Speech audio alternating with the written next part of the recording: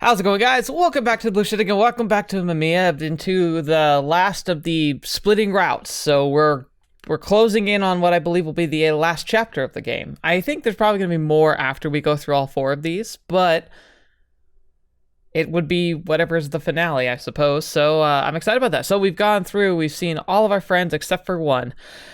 Probably the one I found the most...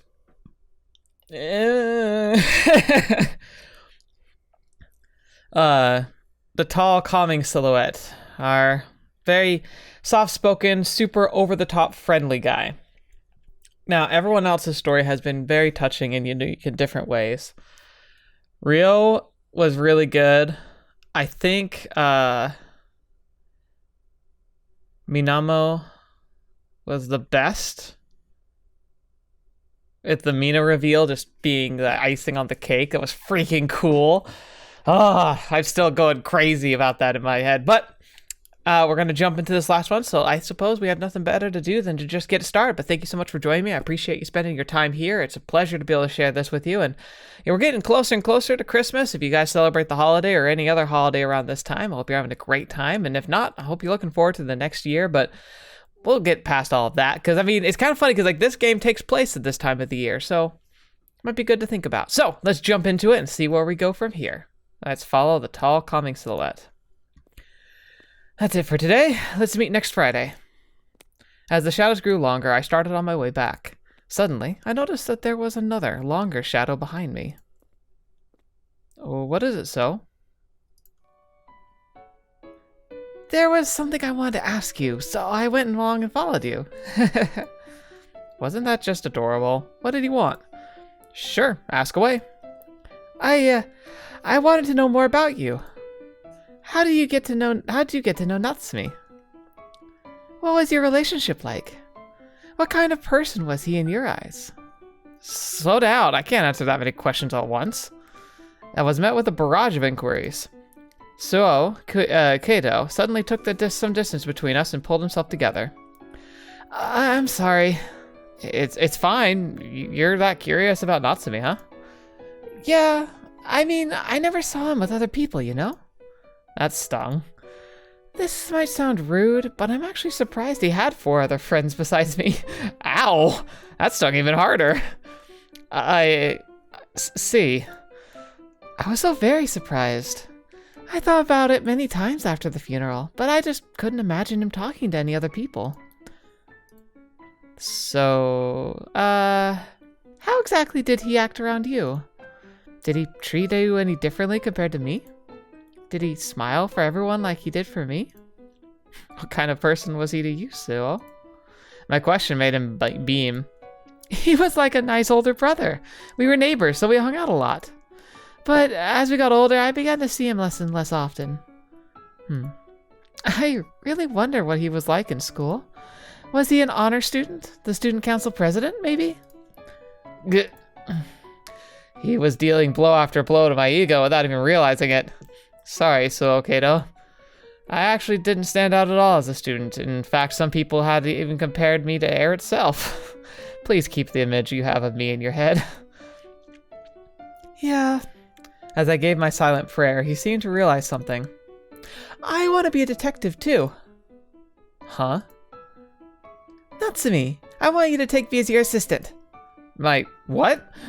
If I learn the tricks of traits of a detective, maybe I'll be able to investigate these things on my own. Then I wouldn't have any regrets, like I did with Natsumi. So I feel like you wouldn't be that great of a detective because you stick out a lot. Like, yeah. So. Also, the others and all are also mysterious. It's like they're hiding something. You mean the other 3? That's what you think about them? Remember the day we were looking around for them? I do. Weren't we on the exact same page all the time? I guess we were. See, having an assistant might actually help. As Suou Keito tilted his head to the side, I spent a few moments pondering what he'd just said. An assistant to a detective. Do you perhaps have any medical knowledge? What? Oh, forget I said that. I'm just messing with you. He wanted to call him Watson. Embarrassed by my own childishness, I waved my hand to deflect his question. There was no need to overthink it. To him, this was merely an experience he would find new and refreshing, nothing more. Okay, I hereby dub you my temporary assistant. Wow, really? I'm not sure how I feel about temporary, though. You need proper training to be a detective. I see. That's true. I'll be looking forward to your tutelage, Natsume. He expressed his joy with his entire body, making me crack a satisfied smile. Now, first of all, when's our next case? That's not up to the detective to decide. The two of us agreed to meet before next Friday. Our meeting location was the nearby cafe. Alright, so are we going to be on a punk buddy cop adventure now? That sounds exciting. It's almost time. I looked around. There was no way I could miss someone with that height and vibrant hair. A tall youth approached me while hiding behind every electric pole. No entailing. Target clear. Suou Keito arrived wearing a deer stalker hat. So, you're actually the type to get really into things, aren't you? Shh! Don't use my real name. You'll expose my identity. What should I call you, then? Let's use code names. Oh, I mean words that only we understand the real meaning of. Mountain? River. Okay, let's keep it up. Anything goes, huh? I made several hasty nods before pushing him into the cafe. Suou Keito seemed puzzled even as we went in. Huh? About me? He ordered a soda float while I had some black tea. Yeah, if I'm to have you as my assistant, I need to know a bit more about you. Makes sense, right? Oh, how detective-like. You don't take anything at face value. Well, I wouldn't want a spy following me around, you know? I drank some of my tea. I could tell how excited he was even as I closed my eyes. I'd already known everything Suou Keito went on to tell me from my reading of his story. Do you enjoy school? I do. I feel like everyone asks me that, though. I wonder why. Well, it's a way for adults to reminisce about their own school days. They can't go back to them, after all. Ugh.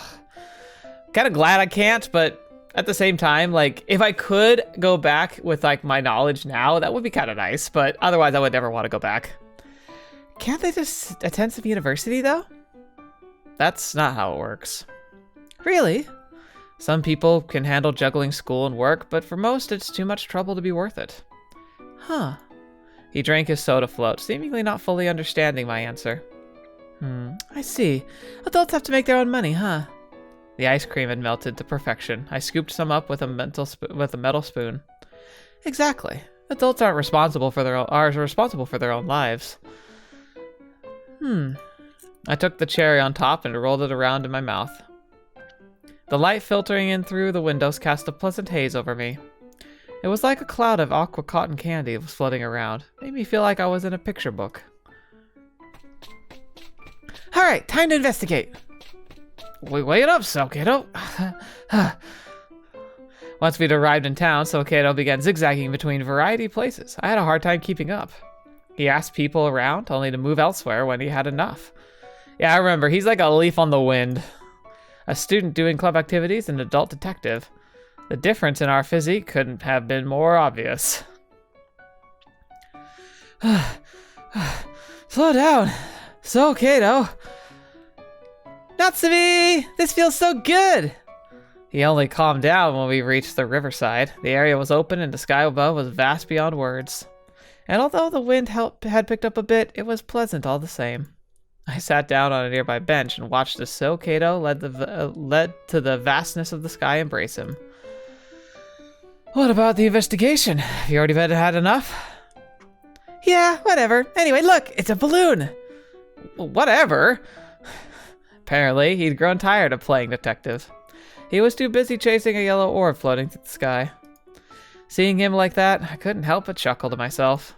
He's like a kid. I like I was reliving one of my old summer vacations. It warmed my heart. When the sun had begun to set, Suou Keito and I were looking at the sky side by side. Sorry about that. Every single day since Natsume's funeral has been strange. I meet people I hadn't even passed on the street. We talk every week. It all feels so new and unexpected, but in a good way. I can definitely tell that my life's taken a different course. He flashed the kind of grin that could get a smile out of anyone. You're an adult, but you don't seem like one. Same with Mortichica. I actually quite like the group you've made. You're adults, but you're still so full of life. He looked at me with a gaze full of yearning and excitement. It made me feel like a little awkward. At the same time, though, he was so dazzling that I found myself wanting to live up to his expectations.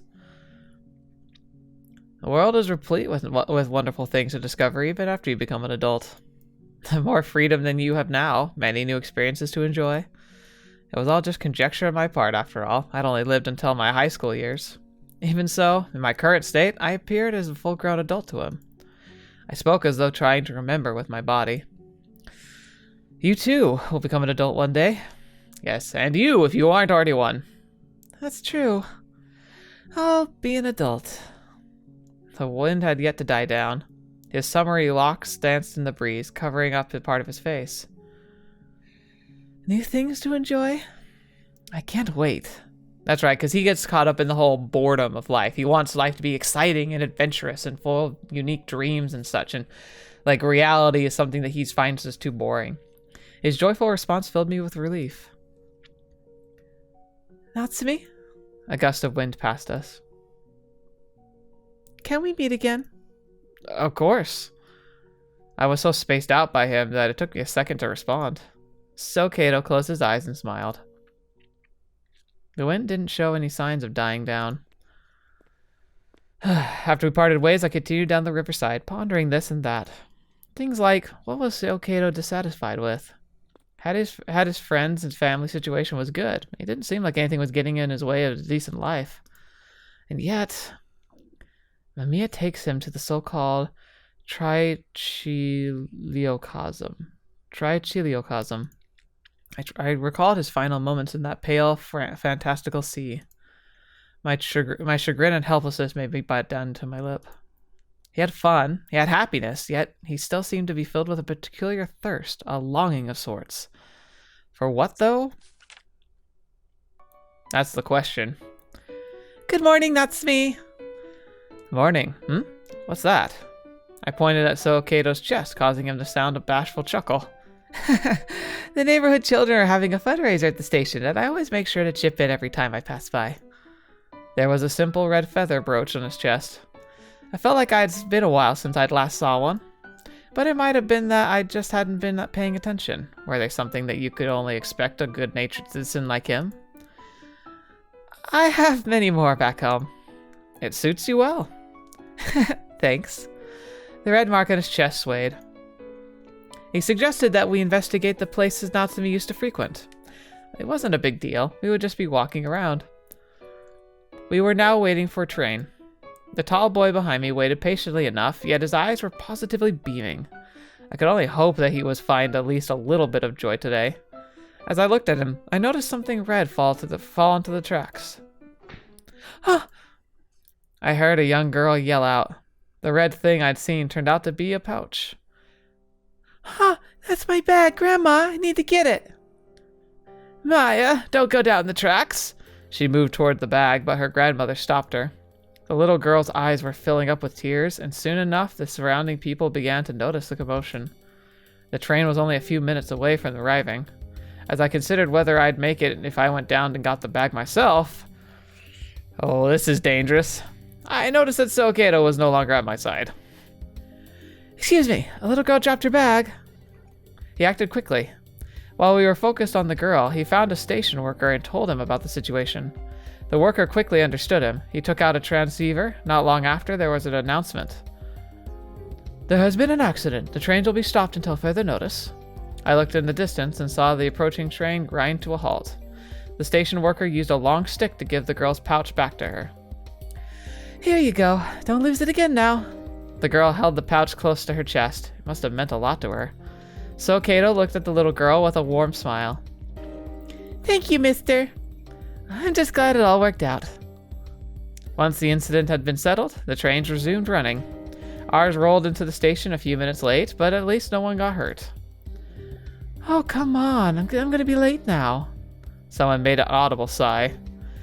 Hello, I'm sorry, but my train is late. Something fell on the tracks. Since when is that my fault? Some quickly went on their phones.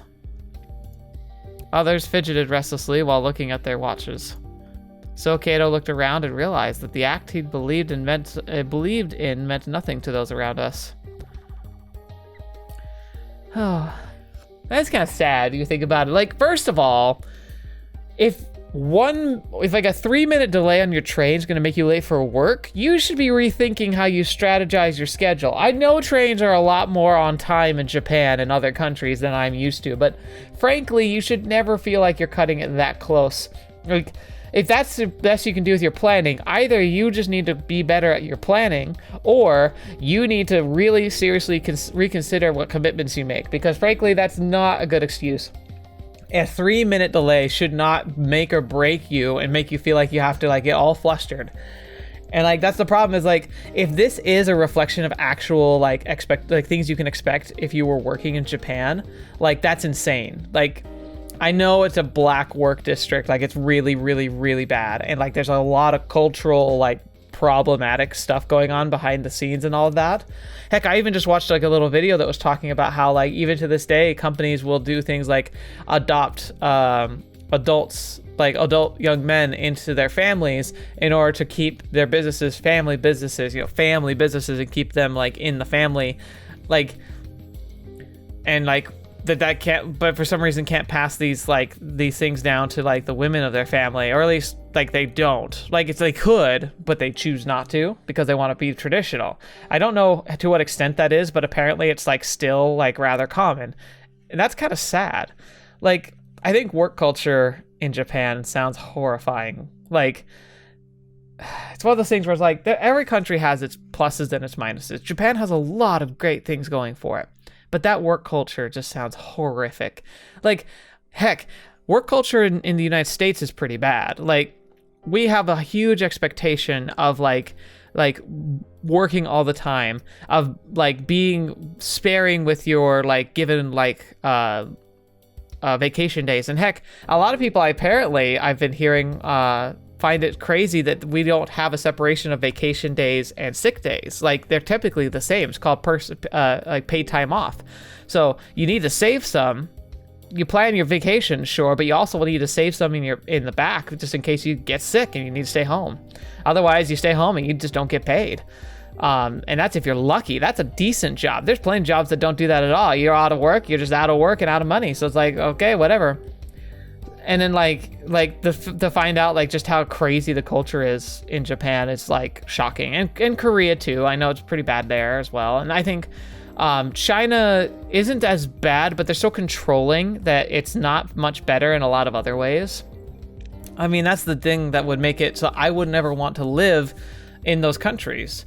Well, China for lots of other reasons too, but South Korea, Japan, countries I know I plan to visit someday, places I want to go, whose history I love learning about, and the culture I find just endlessly interesting, fascinating, and dynamic.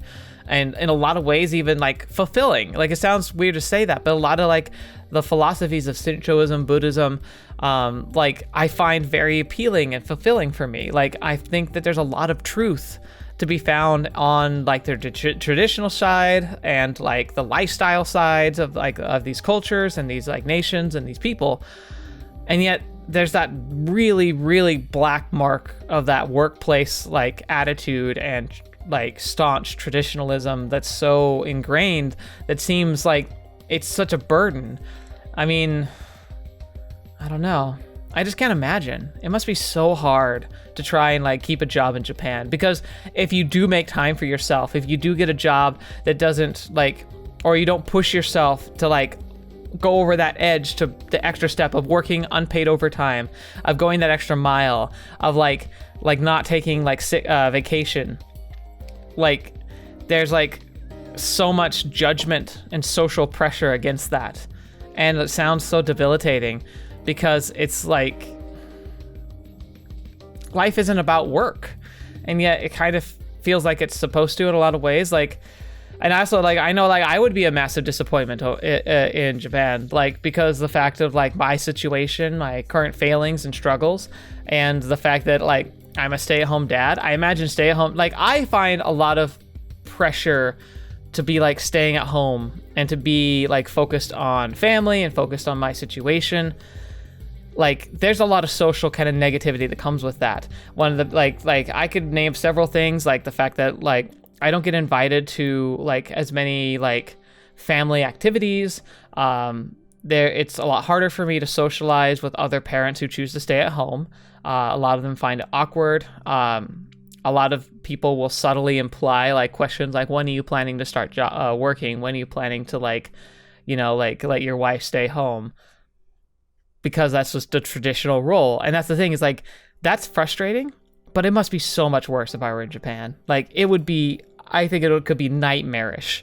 It could be difficult to even make friends there, I'm guessing. Beyond just like a language and cultural barrier that would probably be a major issue if I were living in Japan right now.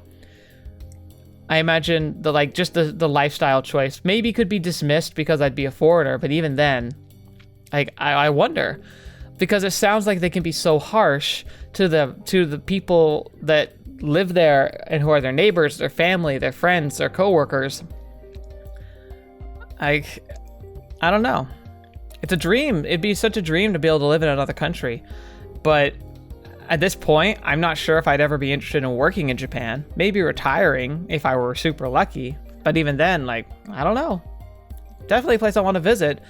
Not a place I'd want to work. I don't know if anyone who's listening to this, do you work in Japan? Is it getting any better? Or has it been really bad? Do you know people who work in different businesses and maybe it's worse than others? Like, is it more traditional office jobs that are still sticking to these old rules? Or are they even having troubles with this in other mediums like entertainment? Like, I imagine they do. God, I can't even like things like being an idol, like just the hints I get at through various mediums of culture and entertainment is this idea that being like a public figure in Japan is so hard. Like I remember the Anime Man talked about like Japanese YouTubers and other creators will like, if they have a mistake or some kind of like not conspiracy, controversy, that's the word. If they have a controversy, like their fans will hold on to it. Not even just fans, but like people will hold on to it, badger them about it for years and years. And like I guess like there was some Japanese YouTuber who's really big who retired because he just was sick of constantly getting badgered for like one comment he made one time that was taken out of context and like exploded and just like turned all these people to like permanently hate him. Like who'd like, they'd spend their day, like people would spend their days signing on to go to his video to downvote it and leave nasty comments every single day. Like, that sounds rough, man. I'm so glad we have such a community, though. Like, our community is really great. I'm so proud that we've been able to cultivate such a good group where we have very minimal drama, and the drama that's there has always been able to be resolved fairly quickly, because I'm also willing to make sure that I step in if I have to, but, like, I haven't had to, because our community is fantastic. You're all great, but could you imagine how toxic it could get? And, like, just... I can't even, like... It's kind of an inevitability. I'm pushing for this channel to grow. I'm sure someday I'm going to have to deal with a lot more toxicity than I do now, but at least I know that there's a lot more good out there than toxic people, and that's just a fact. But like, I couldn't imagine. Anyway, enough of my rambles. Here, let's continue. Oh, it's all my fault. I'm sorry. Don't worry, you didn't do anything wrong. He placed his large hand on the girl, who was clearly on the verge of tears. His eyes, however, were somewhat lifeless. He seemed visibly uncomfortable. A moment later, he put the red feather he'd worn so proudly into his pocket. His oddly awkward behavior made me want to speak up. I couldn't just sit by and watch. It's okay. People treasure each and every second of their lives, huh? His voice lowered to a whisper. There were open seats, yet he was standing. Are the people waiting for them the same kind who would get angered by a 10-minute delay? He was smiling, but I could easily tell it was fake. Does it really not matter to them that the girl dropped her pouch? Everyone's in such a hurry. Yeah. There's no time limit on the stuff that we have to do, though. We can take our time. Thank you, Natsume. Here you go. Sorry for the wait. Thank you. I love cream of corn soup. After some walking around, we took a break on a bench in the plaza. Suou Keito was holding a can in both hands and drinking it with a broad smile. Oh yeah, that must be those like warm canned soups you can get in a vending machine. I was glad to see that he had cheered up. With a lunch break currently underway, there were some office workers walking around. Hello, pretty cold weather, huh? So Keito suddenly addressed one of the workers who was drinking coffee on the nearby bench. Huh? Oh, hello? Yes, it's quite cold. Are you students, by the way? Yes, well, at least I am. He's not. I see. Are you at a club? I do lacrosse.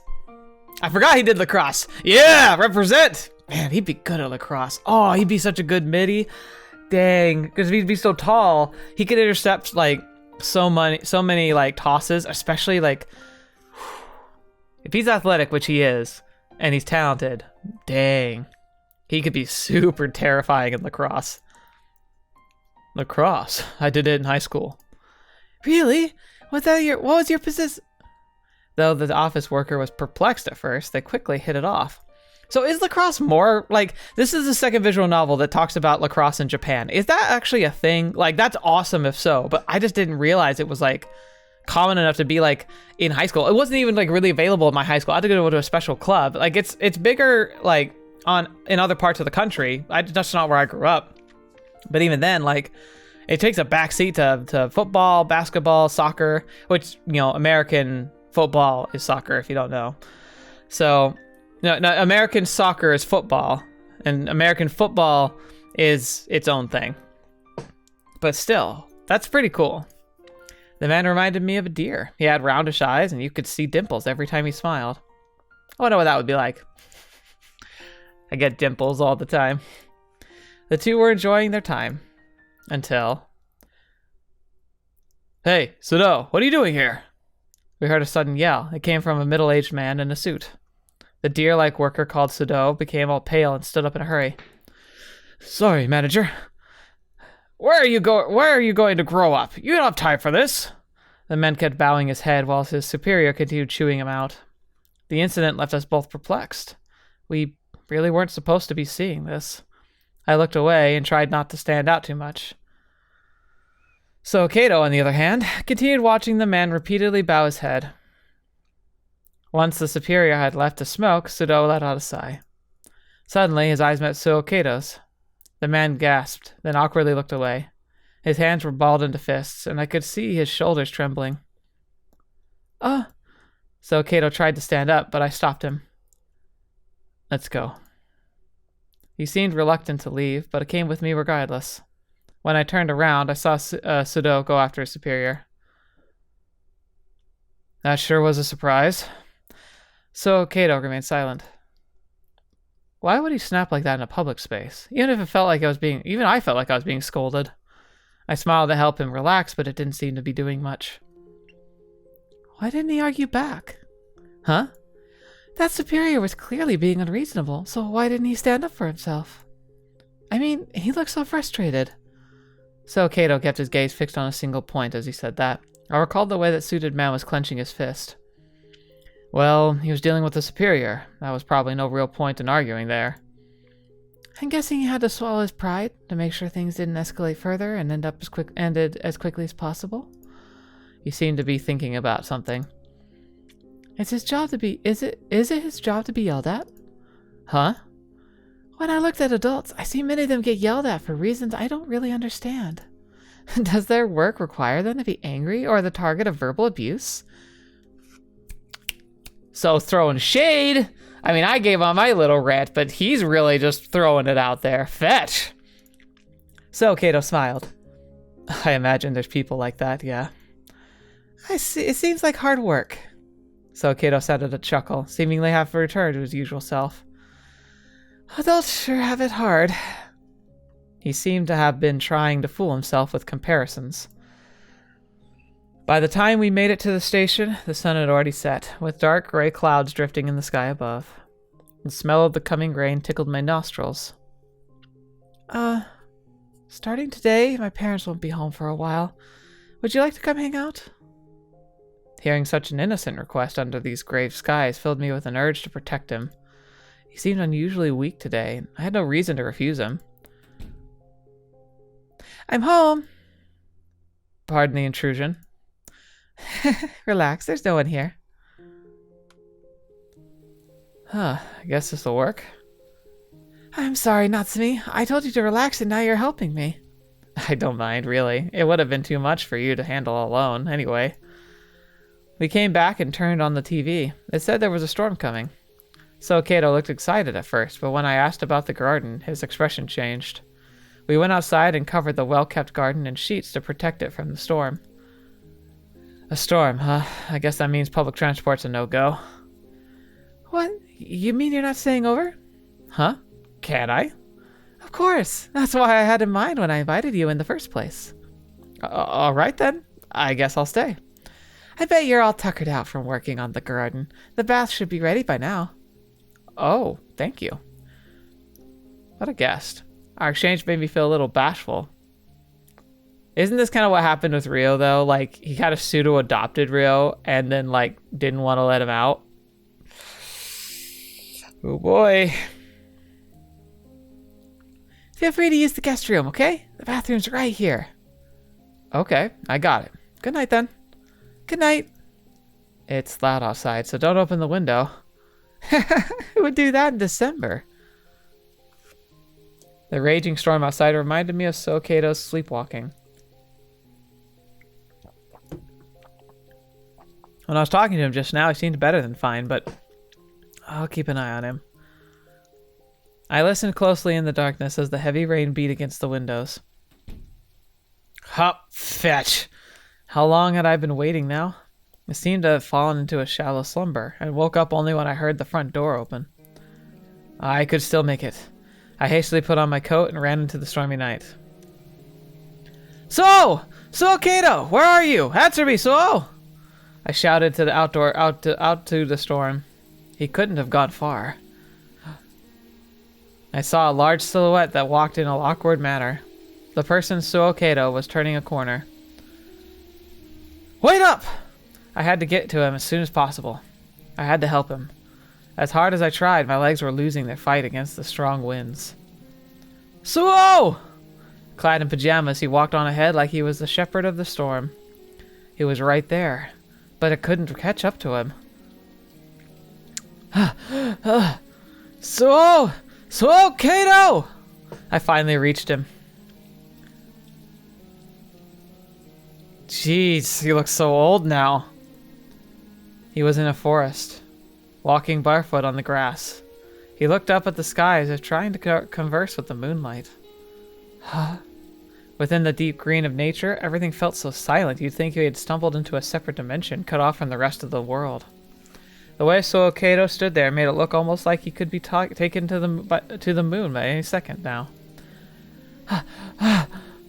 The relief of having found him combined with the strange fear made me cling to him.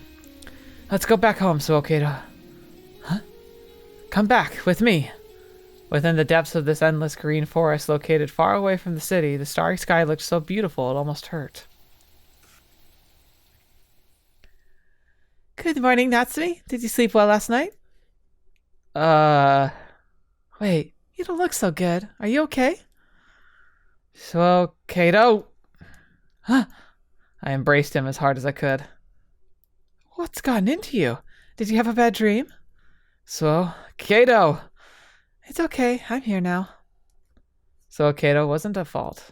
He was simply fed up with his boring, mundane life and escaped in search of something that could provide him with more stimulation.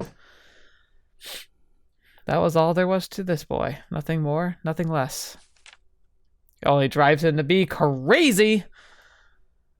Alright, I think we're going to go ahead and end here for now. It's a little bit short for this episode, but I think it's just a good stopping point. And now we've got the good kind of like grasp of the situation. I don't know. This feels like it's a good place to stop. Maybe it's just my intuition. Maybe I'm tired. I don't know. But still. Suou's situation's really interesting. He just dreads what his future's probably going to be. The mundane, the repetitive, oppressiveness. He just wants to feel like he can be himself. And he also is kind of like, he just doesn't want his life to be typical. And he also is kind of like, seems overwhelmed with just the negativity of many people, which I totally get. Darn.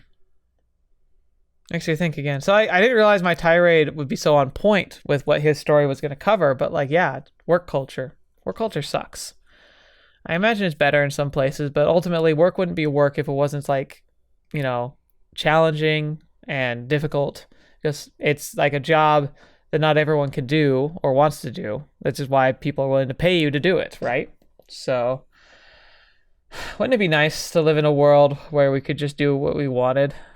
It's kind of what Star Trek like paints a picture of a potential future, at least the good foundational Star Trek, not some of the newer stuff, which is kind of taking things in a different direction.